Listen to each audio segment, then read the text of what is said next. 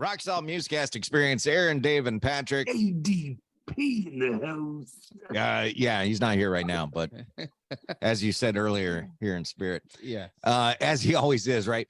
On the line, all the way from Georgia, we got David from Riddle Me This. How you guys doing? All the way from Georgia. And we crammed the audience in here for you. Awesome. Yeah, all right. How you doing down there? Oh, we're doing good, man. We're getting ready here to play in about an hour. Tricord will be going up, and then I'll be coming on after. So it's been we've been on tour, so it's been a busy couple weeks, but man, it's been a great time. We had the opportunity to minister to people on just in between traveling and just meeting people at gas stations and just stuff like that. Really, just getting to love on people and pray with them. And it's been a good experience. You're like a roadside evangelist. Yeah. There's opportunities everywhere. Or what? Truck stop evangelist? What's a good title for that? Hey, jot these down. These are good record album names. That's right. Roadside evangelist, truck stop evangelist. There's something you can work with there. I haven't perfected it yet, but yeah, pit stop pastors. There you go. Pit stop pastors. That's a good. That's a good side project name. That's it really right, is. All right. So how these shows been going so far with Tricord? Oh man, they've been going good. We've had literally technical difficulties at every show, and I guess that's kind of to be expected. So we've just been able to kind of roll with it though, and we just kind of go with the punches. Like I think our first show we lost half of the PA, so like the left side was working. But no, I mean, it's been a good turnout either way. So, we just kind of pray through those things and work through it. And, show goes on. So, you know what I say is every band should have like an acoustic song or something like that set up, ready to go, just in case of emergency, like you lose your PA. And then you do something really cool, like sit on the edge of the stage and play acoustic. We actually do that. So, right in the middle of my set, I play a couple acoustics anyways. So but we had to do that last time. Yep. We're just like, okay, guys, let's figure this out, and I'll just start the acoustic set. So because the show must go on, Aaron. Yes, that's right. It must go on. We saw somebody who they lost their earpiece, and I don't want to say who it is, but the show didn't go on once they lost their earpiece, and it was like, that's pretty bad. Anyways, well, I'm going to start right off the top with running down a list of your songs here, because I when Aaron sent me Riddle Me This over, I saw these songs and I went, bang, bang, hey, you, Danger Zone. Okay. Bang, bang. That's a Gorky Park song. Hey, you, that's a Pink Floyd song. Danger Zone. Did he really cover Danger Zone? No, he didn't. Oh, yeah, he did. Yeah. And do you just love the song? Because I'm curious, why you didn't go with any of the other Kenny Loggins songs, like Footloose or playing with the boys. So Danger Zone was a good marketing ploy, right? Because I signed in 2020. I knew Top Gun 2 was coming out. I love 80s music anyways. I love Kenny Loggins. And I was like, man, Top Gun's coming out. We should cover Danger Zone. And so that's why we chose Danger Zone. And we released it the day that Top Gun Maverick hit theaters. So it actually worked out. Well, I'm going to tell you this, as I was listening to it, I was thinking to myself, that is actually kind of pretty good when it should be in the movie. I'm looking to you, Aaron, but I think I think it's very updated, and if nothing else, I know that people all want to see Top Gun 1 again in Top Gun 2. I get that part, but you could have thrown it in at the credits, man. It would have been cool. I wish they would have reached out to me to do that. That would have been awesome, man. Well, they're going to release it 800 more times when they have these different, 5 years down the line, we've got the super deluxe edition, and then another couple years after that, we'll get the super deluxe edition. Yeah. Director's cut. Yeah, the director's cut, the producer's cut, the grips cut. $250 box set. We put in 3 extra minutes for you. Yeah. It has a tiny little scab of Tom Cruise in each one. This guy understands marketing there. You mentioned 80s music. Who are some of your favorite 80s bands? Oh man, so like Real Life, Tears for Fears, Twisted Sister. Let me think. Man, who else? Like Duran Duran's kind of 90s. No, I consider Duran Duran 80s.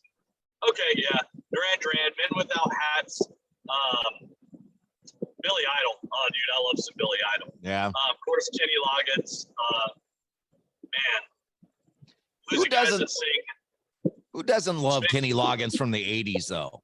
I mean, really, you can't grow up in the 80s and not love Kenny Loggins. He was in every single movie that came out back then.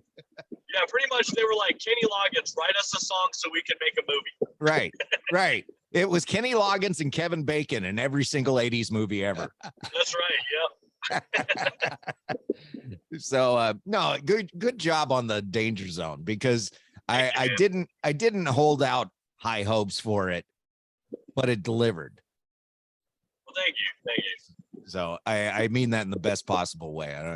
I hope that came off like a compliment. Yeah, no, it did, man. All right. Like I'm the same way. Like when somebody covers an iconic song like that, and that's how I am. Like if we couldn't have pulled it off, I'd have been like, nah, we're not doing it. Well, I'll tell you this little tidbit about me. I used to work at a radio station that there was a neighboring radio station in the same building, and they were a adult contemporary station, and there was a jock there. She just loved Danger Zone, and every single day I heard this song. Every single day. So I got to the point where I'm like, Danger Zone again. But no, yours put so that's how I kind of went into it, but you just put a nice spin on it. It's a little more harder and rockier than the original.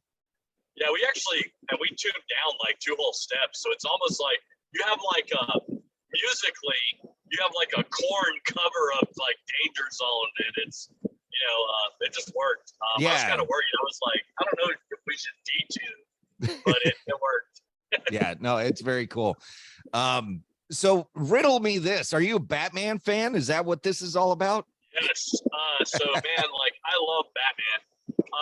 And it's so weird, like I don't like Batman, but I love like all the villains, because psychologically the villains are done so well in Batman that they're people that can exist, today.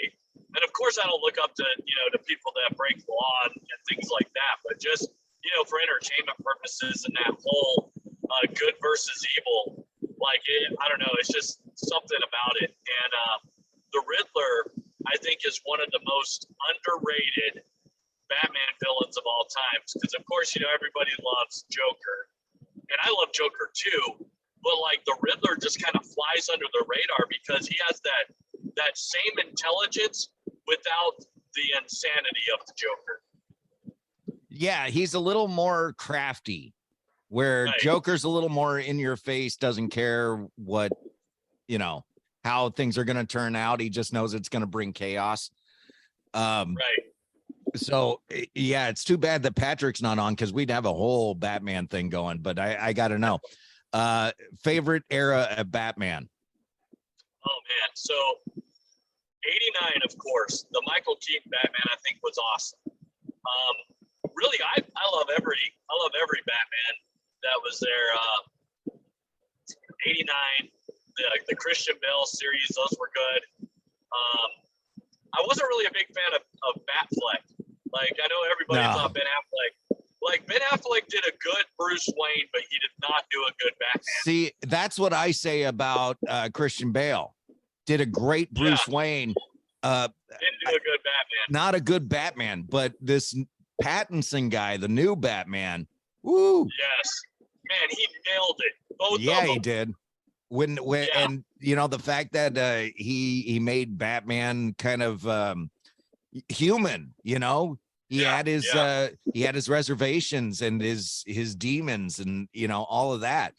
That's what I loved about that one. Yeah, and go ahead. What? No, go ahead. I was just saying, yeah, Batman wasn't even a hero until like the very end of the movie. He realizes, wait a minute, I just can't go out here beating people to a pulp because I have created the Riddler, Right. and all the things. So, is this your favorite Riddler, or maybe it's Frank Gorshin, or maybe it's Jim Carrey?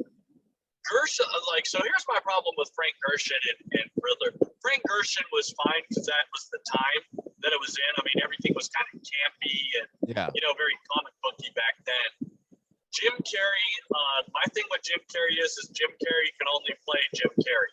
Right. So really, we didn't have Riddler. We just had Jim Carrey in a Batman movie. So I liked it at the time because that's what we had. But no, I think Paul Dano did awesome as far as the Riddler goes. Yeah, this Riddler really was scary. And when I got into reading comics and going to the comic store and stuff, I used to go and ask the guys, I'm like, look, I want a Joker that it kind of focuses on how demented this guy is and how evil he is, and that I just want to dive into his psyche. And they suggested Dark Knight and stuff like that. If you want to find that Joker though, Injustice, have you read Injustice? Yes. Oh, great, man. Yeah, that's the Joker I like. But Heath Ledger, hands down, best Joker ever. Oh yeah, ever. Nobody. Yeah, nobody. I don't think anybody will ever top that. That set the bar so high. And I love that they didn't go to the Joker in the first Batman movie, the Batman. They went with the Riddler. I liked him tucked in at the end. That was kind of cool. And the Riddler, man, they make the Riddler scary. Yeah. I mean, the Riddler wasn't scary before. No. Yeah, he just did that really awesome. Yeah. And then one thing I want to say about the Joker too, talking about the comics, I can't remember exactly which one, but I remember just showing the insanity, but the level of intelligence the Joker has. In one of the comics, he tells Batman, he said, I don't understand why you're fighting so hard to save this city when we are both just figments of someone's imagination. Nice. Broke the fourth wall in such a crazy way.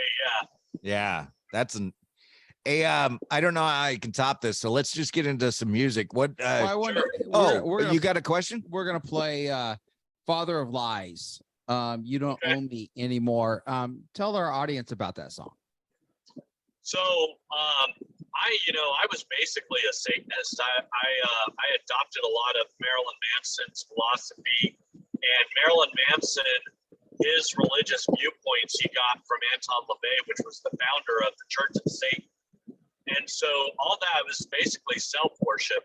And in that, I was serving myself, but what I didn't realize is I was going out and being a minister for Satan. I mean, I was an evangelist for Satan. I didn't realize it, I would be in the bars or I'd be wherever, and I would hear somebody say, I'm a Christian or Jesus, anything like that. So I would go to these people and I would, hey, come with me. Let's go let's go smoke some weed. Let's go get drunk. Let's go get high. Let's, do just whatever and try to pull them away from Christianity. I'd use the Bible and things like that.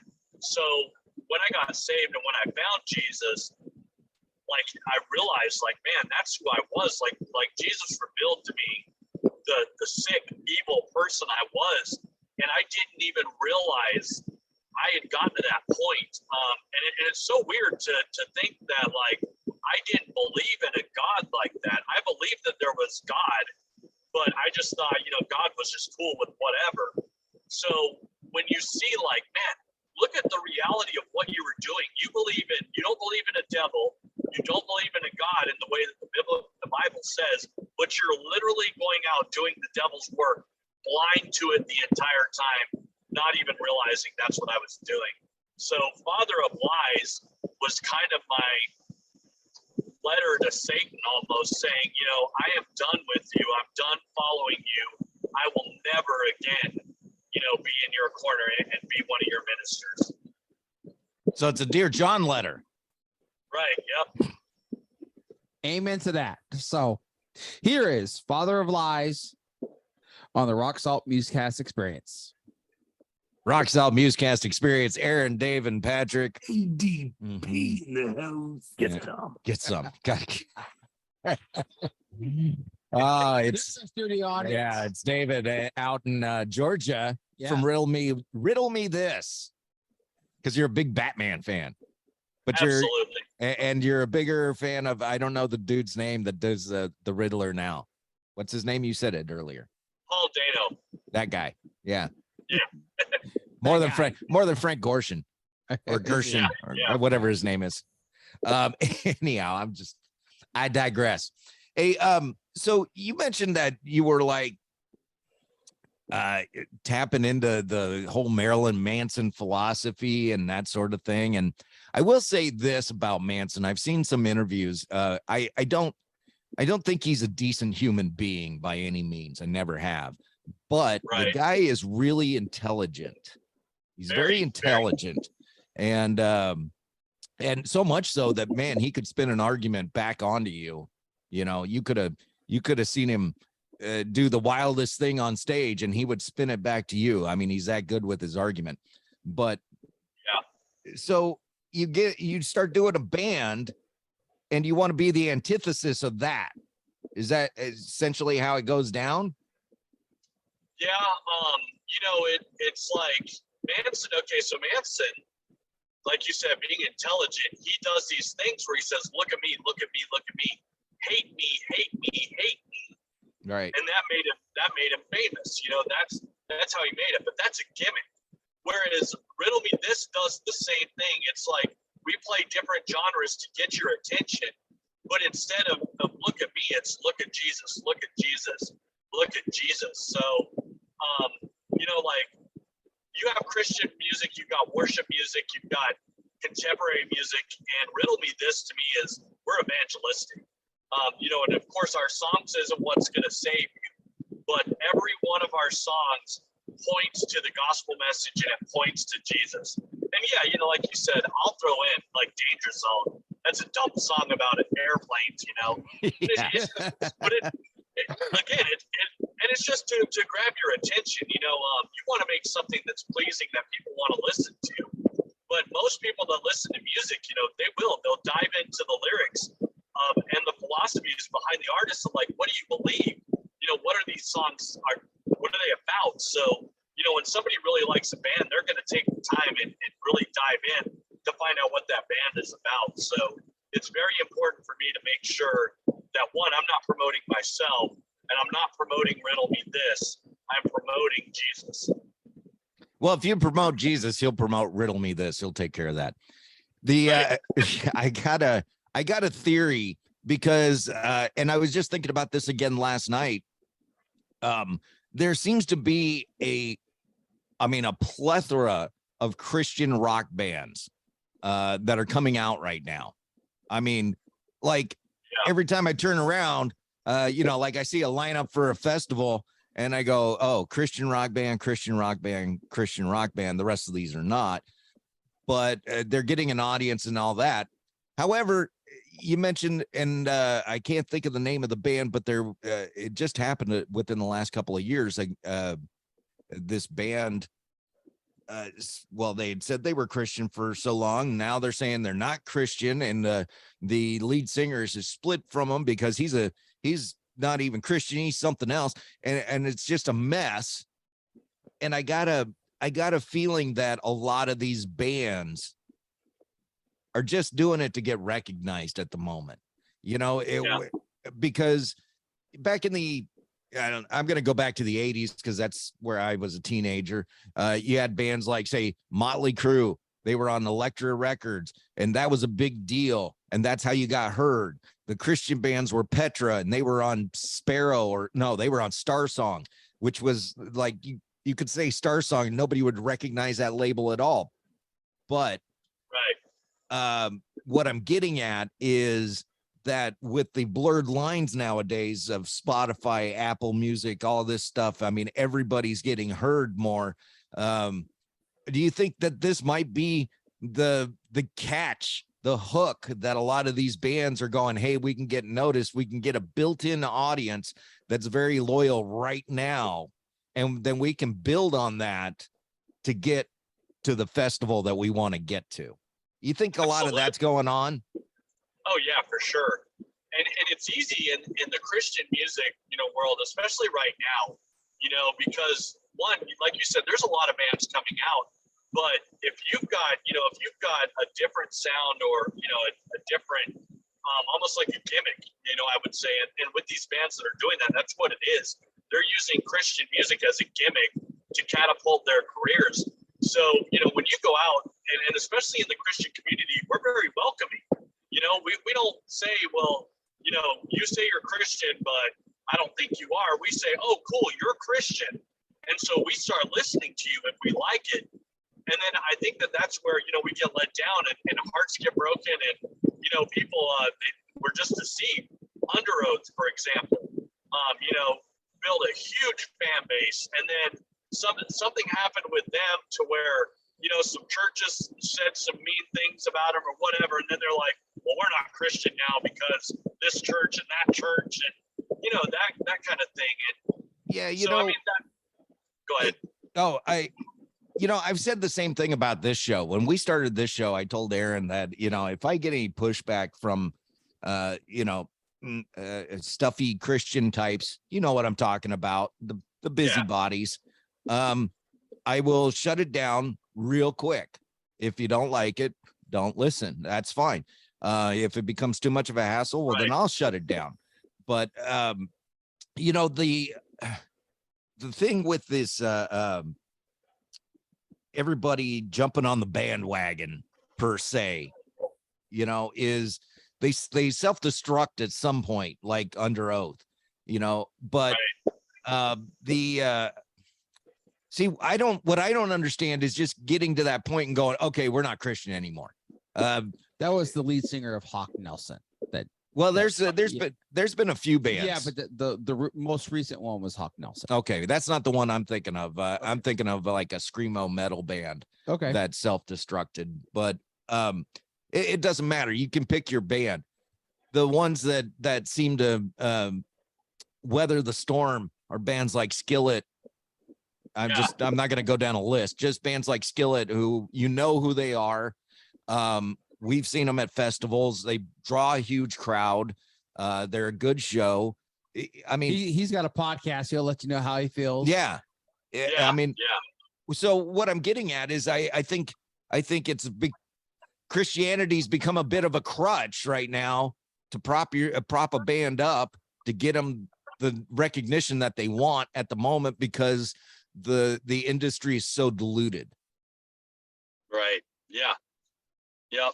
And, like some of that, it's crazy to me because like, it doesn't matter what band you are. When you're standing up there and in the forefront and you've got people looking up to you, you're not much different than a worship leader or even a pastor. So you carry that same heavy load of leadership with you. And, the Bible teaches that's a very serious thing. When Jesus appoints somebody to lead, whether it's in a Christian rock band, whether it's a contemporary band, whether you're just at your local church leading worship on Sunday morning, all eyes are upon you.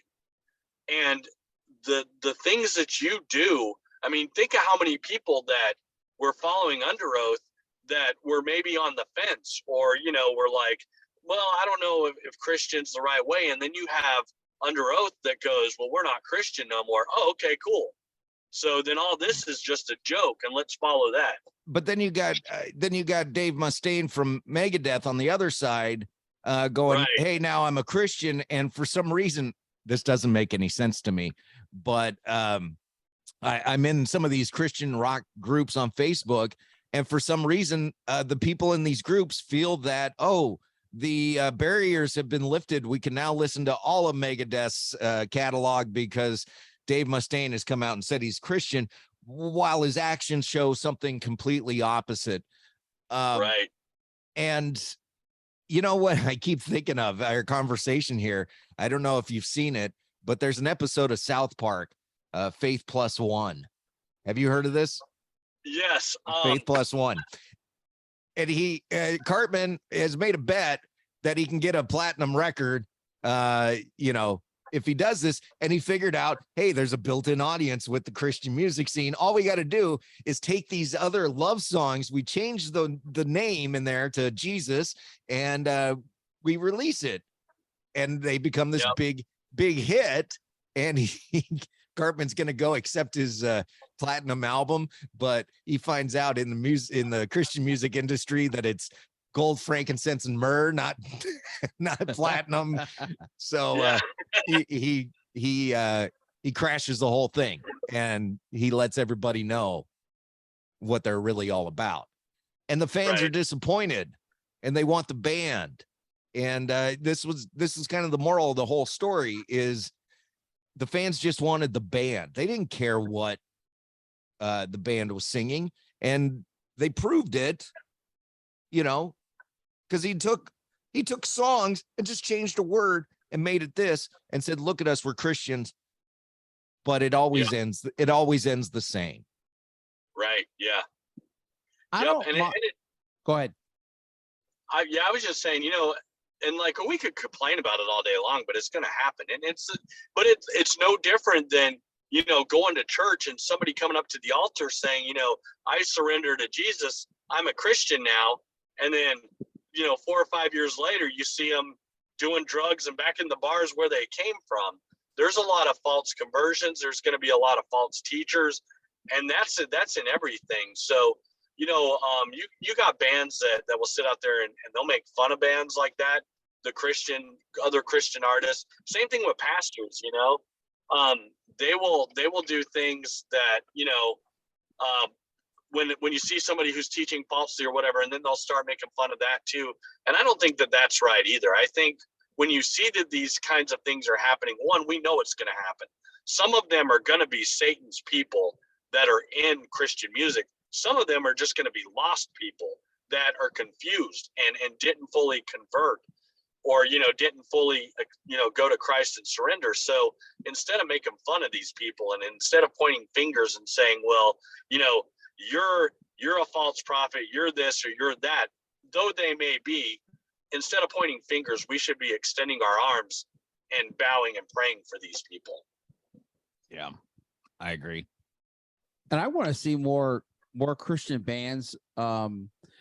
There's bands we've had on the show that they want to play a lot of bars.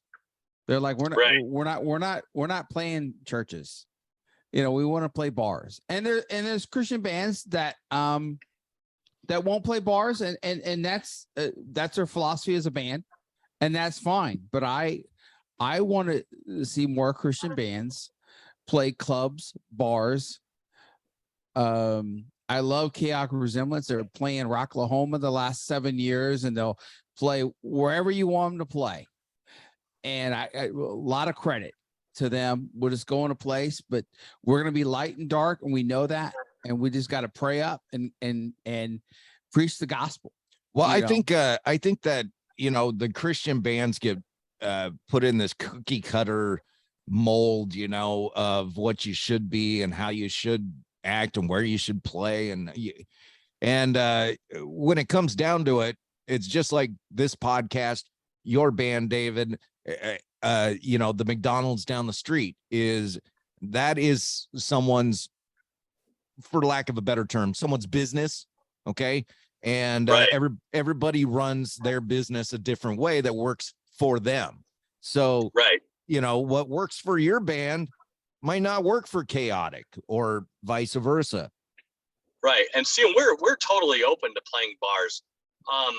We haven't done it this tour yet, but that's just because we pray about everything, and Jesus hadn't said, hey, I need you to go to the bars yet.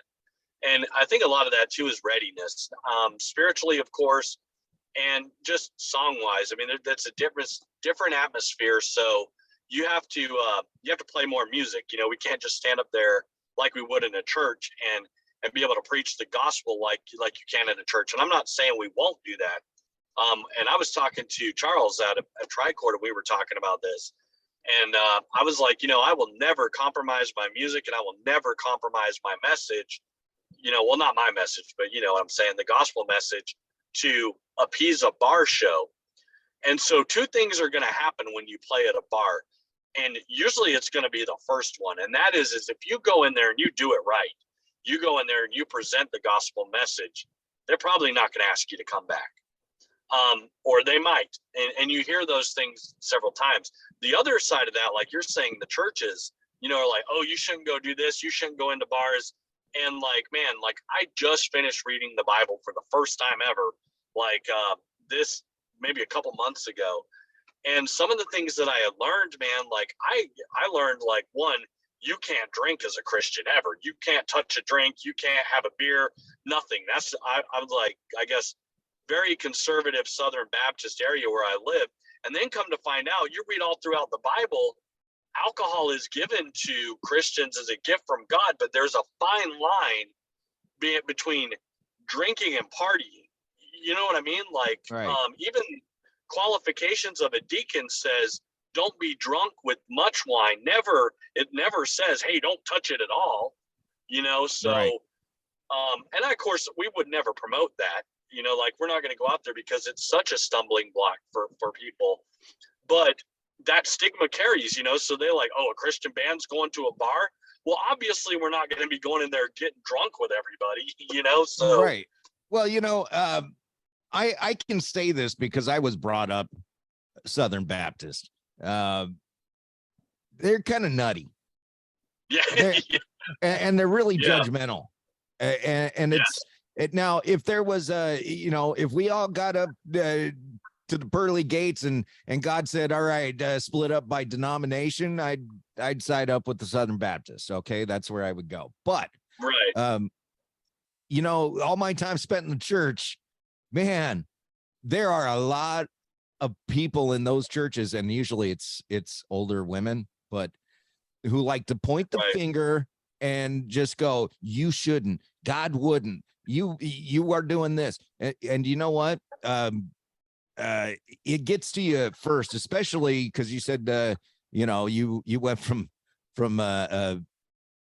praising Satan to praising Jesus. Right. But you know, so that right there can be your stumbling block.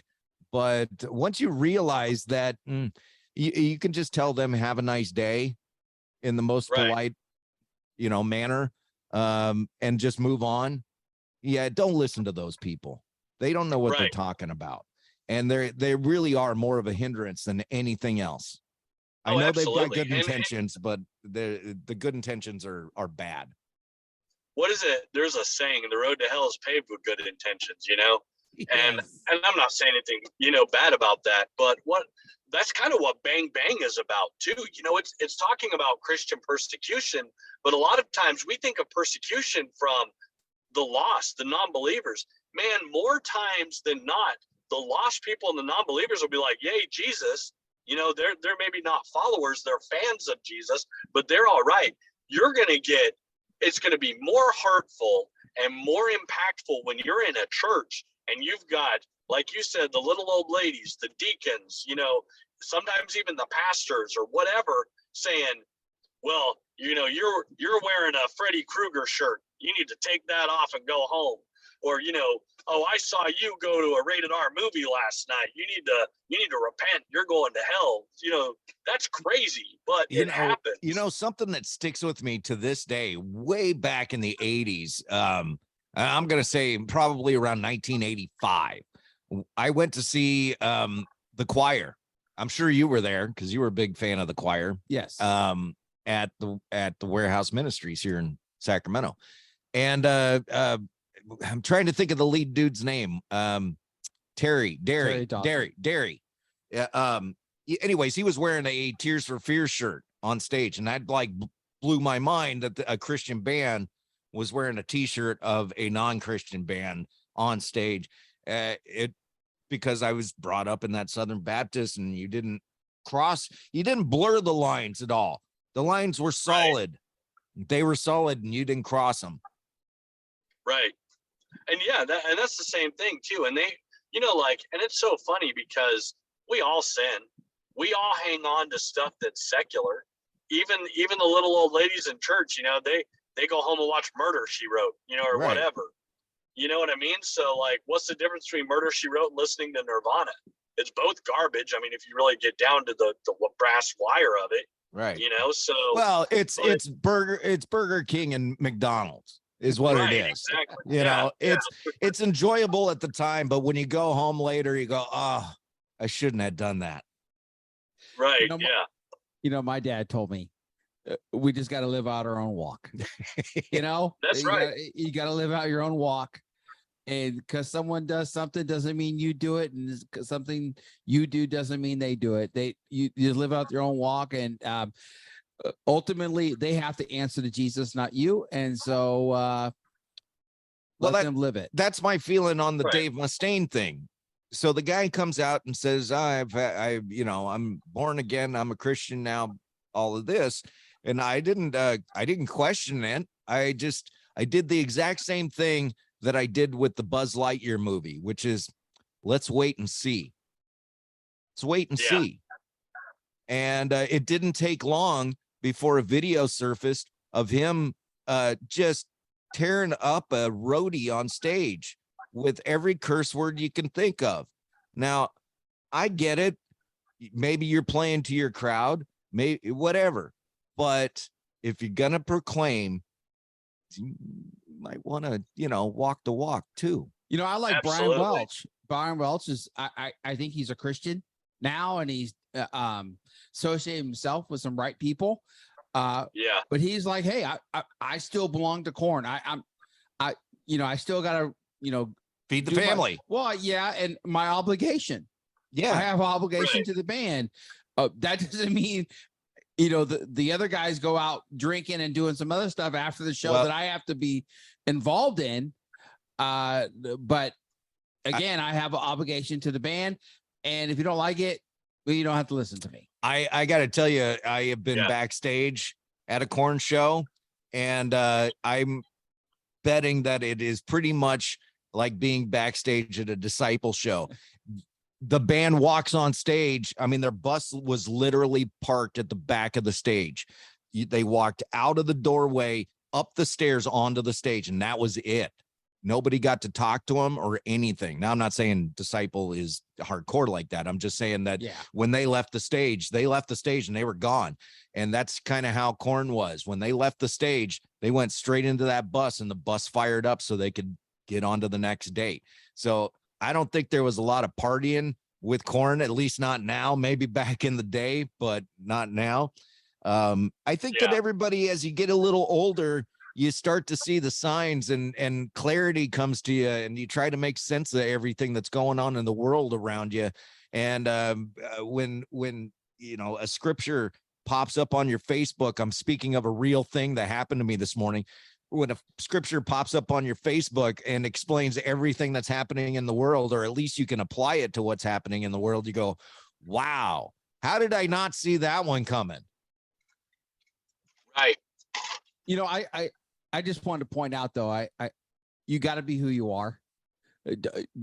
Don't say you're a Christian and not. And right. And I think Brian Welch he's made a conversion, and he's like, hey, I'm still walking through this thing. And for right now, God's saying, play with Korn and be a light in the darkness. And I'm doing that. And if you got a problem with it, you don't have to listen. I think what God meant was play with the vegetable corn, and he just misunderstood it. That's right. Yeah. I see. Hey, we're going to play your song, Bang Bang. I know you mentioned it before while we were talking. Tell our audience about that song. So it's literally about persecution. The whole thing, the hook is, bang, bang, you're shooting down the real ones. Bang, blame, you've loaded up the wrong guns. And, it's the true Christians that get such a bad name because of, like, the people I was talking about are the same ones that are getting persecuted by the fake Christians who persecute the lost for the same things. You know what I mean? So it's like this vicious circle, and Bang Bang is about Jesus sorts all the mess out. That no matter as a Christian what you go through, Jesus is going to be your comfort. Jesus is going to be the one that kind of pulls you through all of that. Amen. How can people follow you on social media and website and all that? Sure. So my Facebook is, Riddle Me This Band. You can go to riddlemethisband.com, and that has like all my YouTube, Spotify, man, like everywhere, iTunes, Amazon Music, Napster. I just found out is still a thing, and my stuff's Napster's there. still around. I'm gonna jump on Napster through AOL, and maybe they'll send me something to my Yahoo email. That's right. Yeah. Or MySpace. Yeah. Oh yeah. My don't forget MySpace. My MySpace corner over there. Now it's in the basement with the file storage. So everybody go to riddlemethisband.com and find out more information. You won't be disappointed. Yes. Yeah. Playing in Baldasta, Georgia tonight. See, did I get it right? Baldasta? No. How do you say Baldasta? All right. Baldasta. What? With a vowel. Hey, he's playing in a town in Georgia tonight. Okay. Like Dutch? Yeah, there you go. With tricord, right? Yep. All right. Say hello to our friend Jermaine. And I don't know how you get on stage after watching Jermaine, because once he starts laughing, you can't stop laughing. But no, man, no, it's hard, dude. Like sometimes I can't look at him on stage. I'm just gonna have to like, hold on, guys. We're gonna have to take 5. Well, go back and listen to the show where, I don't know, we stop because he starts laughing. Yeah, I will, man. I'll have to do that. All right. Well, it was great talking to you. Thank you for coming on the show. Riddle me this, Absolutely. David. I appreciate it. And good luck with the show tonight. Have fun. And this is the Rock Salt MUZKAST Experience.